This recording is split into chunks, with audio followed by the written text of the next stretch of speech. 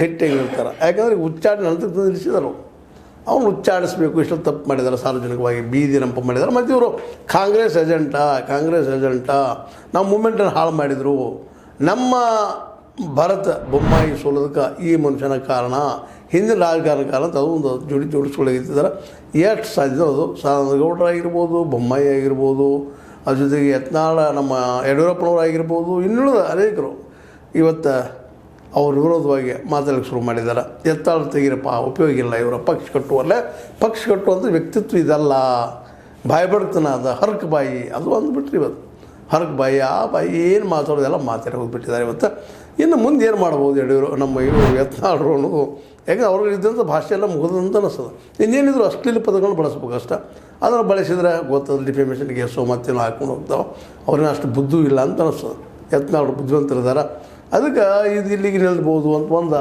ಆದರೆ ಇನ್ನೊಂದು ಈಗಾಗಲೇ ಬುಲಾವ್ ಬಂದದ ಹೈಕಮಾಂಡದಿಂದ ಯತ್ನಾಳರಿಗೆ ಅಂತ, ಬರ್ರಪ್ಪ ನಿಮ್ಮ ಮಾತೈತಿ ಅಂತೇಳಿ. ಅದಕ್ಕೆ ಈಗಾಗಲೇ ಅವ್ರು ತಿರಸ್ಕಾರ ಮಾಡಿದ್ದಾರೆ. ನಾವೆಲ್ಲರೂ ಬಂದರೆ ಎಲ್ಲರೂ ಕೂಡ ಬರ್ತೀವಿ, ಅದನ್ನ ಒಬ್ಬರು ಬರೋದಿಲ್ಲ ಅನ್ನೋ ಮಾತು ಮಾತಾಡಿದಾರೆ. ಈಗ ಹೋಗ್ತಾರೋ ಗೊತ್ತಿಲ್ಲ. ಆದರೆ ಬುಲಾವ್ ಮಾತ್ರ ಬಂದಿದ್ದು ಖರೆ ಅದ. ಆ ಬುಲಾವದಿಂದಾಗಿ ಇವತ್ತು ಯತ್ನಾಳ್ ಮನೆಯಲ್ಲಿ ಒಂದಿಷ್ಟೇನೋ ಮೃದುತ್ವ ಬರ್ಲಿಕ್ಕೆ ಅಂತ ಒಂದಿಷ್ಟು ಅನಿಸ್ತದೆ. ಅದೊಂದು ಗ್ಯಾರಂಟಿ ಅಂತಲ್ಲ. ಯಾಕಂದರೆ ಯಾವಾಗ ಅವ್ರು ಯಾವ ರೀತಿಯಾಗಿರ್ತಾರೆ, ಮನೋಸ್ಥಿತಿ ಹೆಂಗಿರ್ತದೆ ಅನ್ನೋದನ್ನು ನಾವು ಹೇಳಲಿಕ್ಕೆ ಆಗೋದಿಲ್ಲ. ಅನೇಕ ಸಮಸ್ಯೆಗಳು ತಾವು ಸುಧಾರ ನಿರ್ಮಾಣ ಮಾಡ್ಕೊಂಡಿದ್ದಾರೆ. ಮತ್ತು ಅನೇಕ ರಾಜಕಾರಣದಲ್ಲಿ ಕೂಡ ಸಮಸ್ಯೆಗಳು ಇದ್ದೇ ಇರ್ತವೆ ಯಾವುದಾದ್ರು.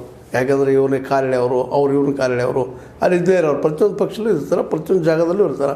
ಹೀಗಾಗಿ ಎದುರಾಳಿಯನ್ನು ಯಡಿಯೂರಪ್ಪ ಮಾಡಿಕೊಂಡಾಗ ಸಹಜವಾಗಿ ಒಂದು ಸ್ವಲ್ಪ ವೈರಿಗಳು ಹೆಚ್ಚಾಗ್ತಾರೆ. ಆ ದಿಶೆಯಲ್ಲಿ ಇವತ್ತು ನಮ್ಮ MP ರೇಣುಕಾಚಾರ್ಯ ಅವ್ರು ಮಾತ್ರ ಪೂರ್ಣ ಪ್ರಮಾಣದ ಒಂದು ಏನಪ್ಪ ಅಂದ್ರೆ ದಾಳಿಯನ್ನು ನಮ್ಮ ಈ ಯತ್ನಾಳರು ಮಾಡಿದ್ದಾರೆ. ಯತ್ನಾಳರು ಈಗ ಏನಪ್ಪ ಪರಿಸ್ಥಿತಿ ಅಂದರೆ, ಒಂದು ಯಡಿಯೂರಪ್ಪನ ಹೊರಗೆ ಹಾಕಬೇಕು, ಇಲ್ಲ ಯತ್ನಾಳರು ಹೊರಗೆ ಬರಬೇಕು. ಯಾರಾಗ್ಬೋದು? ಈವರೆಗಿನ ಚಿಂತನೆ ನೋಡಿದಾಗ, ಇಲ್ಲಿವರೆಗಿನ ರಾಜಕೀಯ ವ್ಯವಸ್ಥೆಯ ಒಂದು ಚಿತ್ರ ನೋಡಿದಾಗ ಮೋಸ್ಟ್ ಪ್ರಾಬಬ್ಲಿ ಯತ್ನಾಳ್ ಹೊರಗೆ ಹೋಗೋ ಪ್ರಸಂಗ ಬರ್ಬೋದೇನೋ ಅಂತ.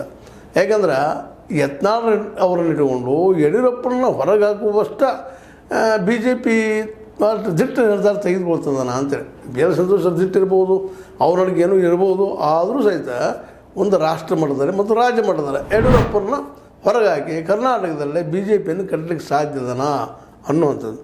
ಸಾಧ್ಯ ಇನ್ನು ಮುಂದಿನ 5-10 ವರ್ಷಗಳು ಸಾಧ್ಯತೆ ಇಲ್ಲಂತಲ್ಲ.